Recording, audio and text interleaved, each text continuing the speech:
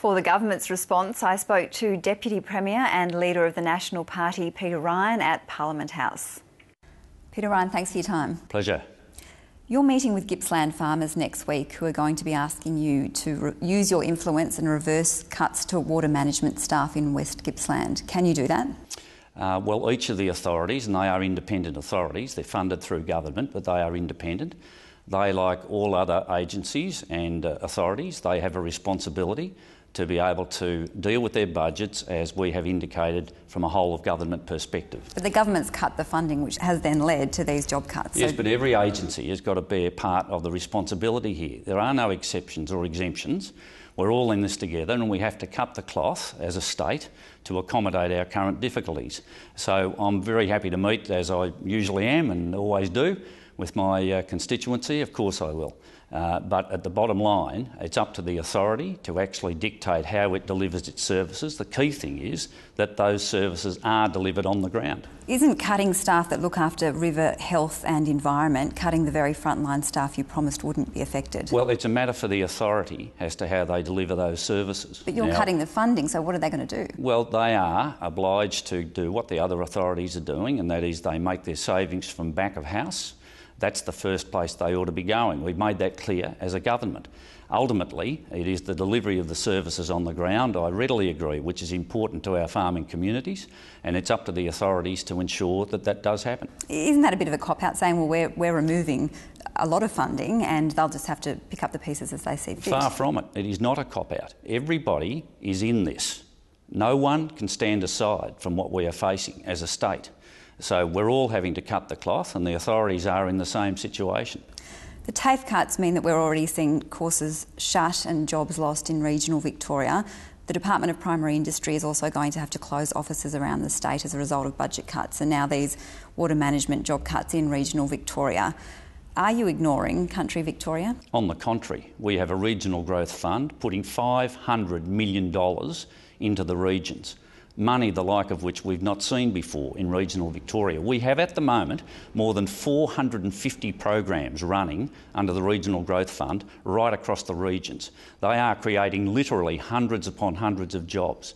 And on the issue of the TAFE, it is unsustainable. We were told by Labor in 2008 that by 2011 the growth would have been from $800 million to $900 million a year. It's gone to $1.3 billion.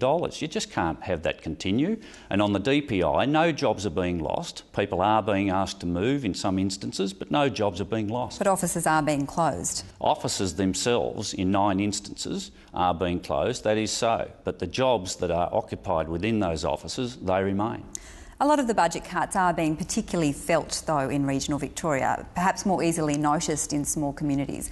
Are you and your National Party colleagues getting a lot of complaints? No, we're not.